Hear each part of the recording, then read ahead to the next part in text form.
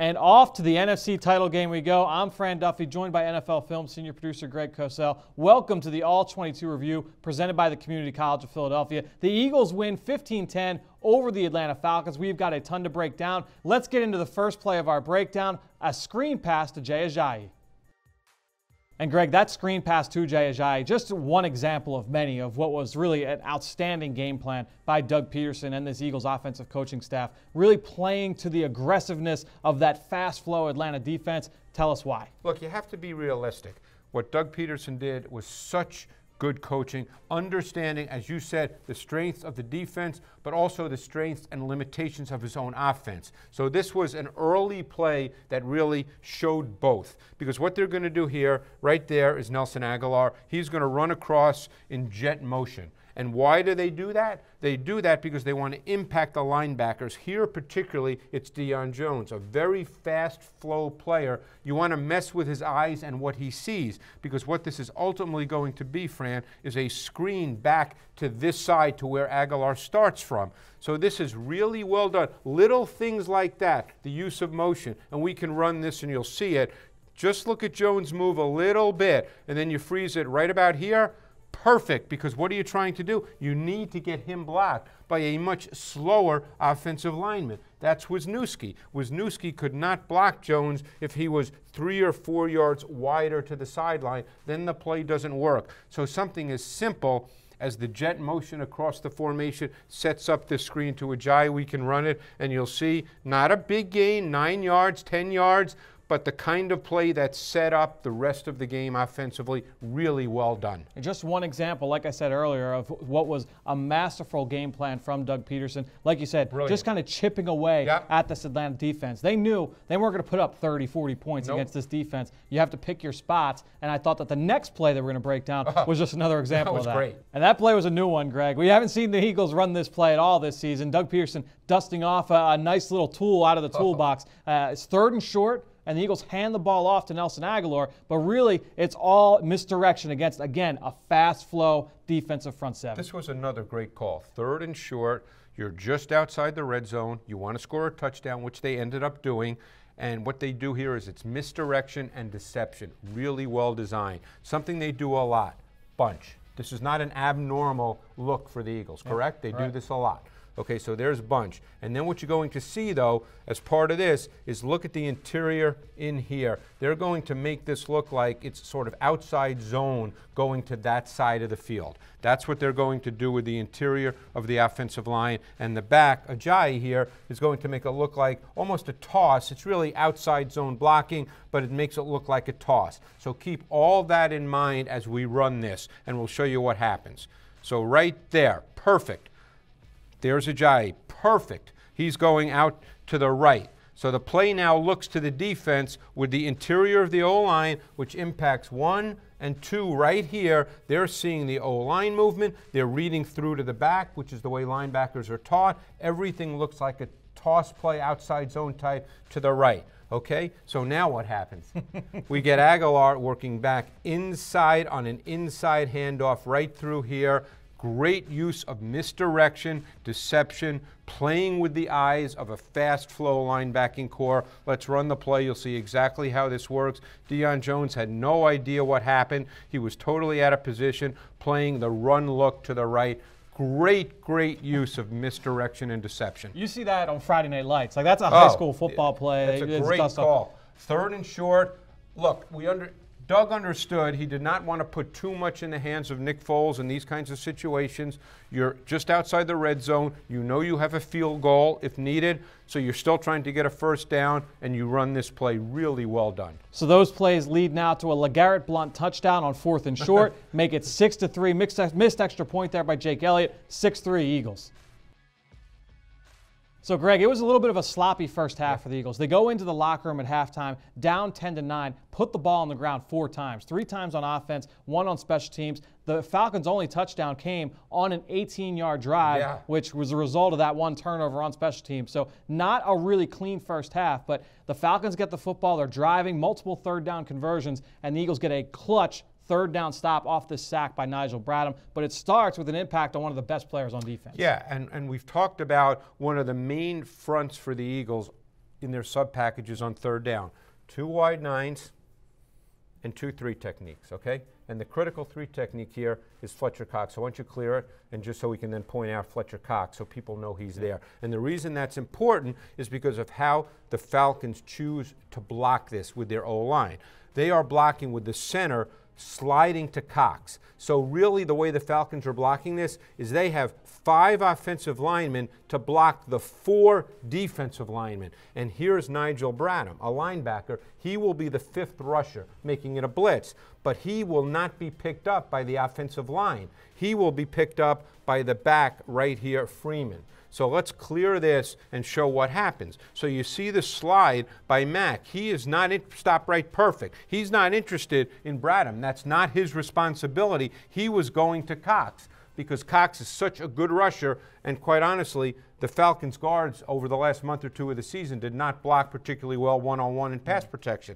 But what happens is Freeman is a beat late getting there. So now he's out leveraged by Bradham with quick inside pressure on Ryan. Add that with the outside pressure by Barnett one-on-one, and you have Matt Ryan getting quickly uncomfortable in the pocket, feeling as if he has to move. We can run it, and you'll see that he moves. Bradham comes off, makes the sack. Really well done. Great job by Jim Schwartz understanding how the Falcons will pass protect because of the impact of Fletcher Cox. Yeah, and I think it's important for us to point that out, right? Because we don't have any Fletcher Cox run stops. He did have a sack in this game, but his presence... He was the reason that happened. Absolutely. Right. And just the fact that he was able to come out and have a huge game, I think, was really, really important for this Eagles defense. Oh, without question. Cox is so good. We know what they do with those 2-3 techniques when they're in their sub package. Cox is very difficult, as we've seen all year, to block one-on-one with guards. So you see the pass rush get home there. Yeah. The Eagles now down by a point, 10-9. So the Eagles get the ball back after the sack, and now they're down 9-10 in this game. And now you see Nick Foles kind of get into a groove here, Greg. And it starts with a couple completions now to Alshon Jeffrey. The Eagles are backed up. You see some RPOs, a little bit of play action mixed in there. Quick game stuff. The quick game, and Alshon Jeffrey on the backside. Now it's 3rd and long, right before midfield. And what do you get? A completion to Alshon Jeffrey. Break down this play for us. This was a huge, huge play, by the way, because this was the play, I think, even though they had some completions leading up to it, that really set up the rest of the drive. Because if they're in their own territory, they don't convert this, they punt, and who knows what happens. But what they do here is this is a 3-by-1 set with Alshon Jeffrey, the ex-ISO receiver, meaning he's the single receiver to the boundary, the short side of the field. What the Falcons are going to end up playing here is what we call 2-man coverage. That's Robert Alford. They play what we call 2-man quite often on 3rd and long. They're going to match up. They're going to get this safety is eventually going to end up over here. He's just running over there. But this will be 2-man coverage. So that's what the Eagles are going to do here with Alshon, and that's what the coverage is going to be. So let's run this, and we'll reach the point. Here's Jeffrey. Watch him down below. Right about here. Perfect. He's just using his physicality and strength, but you can see how the coverage has now defined itself with 2-man. Here's the safety over the top. If you throw the ball to the outside, that safety has no chance to be a factor in the play. Alshon using his strength, his physicality to create separation. Nick Foles, an excellent job climbing the pocket. That was a really good job by Nick Foles there. He had to step up. He climbed the pocket well and made the throw to Jeffrey, who got himself literally wide open. When you have a quarterback like Nick Foles, it is imperative for your ex-receiver, all of your receivers, but namely your ex-receiver, to beat man coverage, find a way to win. Has to. That's exactly what he did there. That's what happened here. That was the play watching the game, Fran, where I think you and I felt, wow, that was a really big-time play all around. Yeah, so they get into that rhythm there. Yeah. The Eagles go down, they stall inside the red zone, but they are able to kick a field goal, go up 12-10. So the Eagles go up 12-10, and on the ensuing kickoff, Jake Elliott kicks the football out of bounds. So now the Falcons may have a little bit of a momentum swing here. They have the football, it's 1st down near midfield, and the Eagles come up with a huge play on defense. Yeah, and a couple of things that, you and I have studied this Eagle defense every game and going back, last year since Rodney McLeod's been here. And one thing that has shown up quite a bit is when Rodney McLeod is in the box near the line of scrimmage, he blitzes. Now, that's not 100%, but I would bet it's 80 to 90% because he's normally the single high safety. So you have to be aware as an offense when he's there, he could well be blitzing. And the Eagles do a great job here because there's Brandon Graham. Now, right now where Brandon Graham is lined up, who's going to block him? The right tackle, obviously. But what Graham does is at the very last moment, just before the snap of the ball, he slants and moves hard inside, taking the right tackle with him, which allows a clean path off the edge for Rodney McLeod. This is really well done by Brandon Graham to help his teammate. Watch this and you'll see. So there's Graham going inside, tackle goes with him, frees are right here. Now, this is perfect because whose man is McLeod? It's Devonta Freeman. And Freeman was doing a play fake the other way. Yep. But he has to be aware, and he has to abandon his play fake to go get the blitzer. That's what they teach backs. You cannot go through with your play fake and allow a clean blitzer. Yep. But he is late because he stays with his play fake and he realizes too late what he needs to do, and he cannot block McLeod. That is beautifully done by Jim Schwartz and the Eagles defense. Really well designed. Brandon Graham should get a ton of credit for that, waiting till that last moment, and then McLeod coming in with speed. That's why you like secondary blitzers, because they come with speed. So you see now the Eagles now 2 sacks off of blitzes. Very selective blitz team, yes, but they were very timely in this game. Yep, and Jim Schwartz has done that all year. Not a high percentage, but he's used it when he feels it's absolutely necessary. So the Falcons behind the sticks early. Now it's second and very, very long. They are forced to punt. The Eagles hold on to the lead now, still 12-10.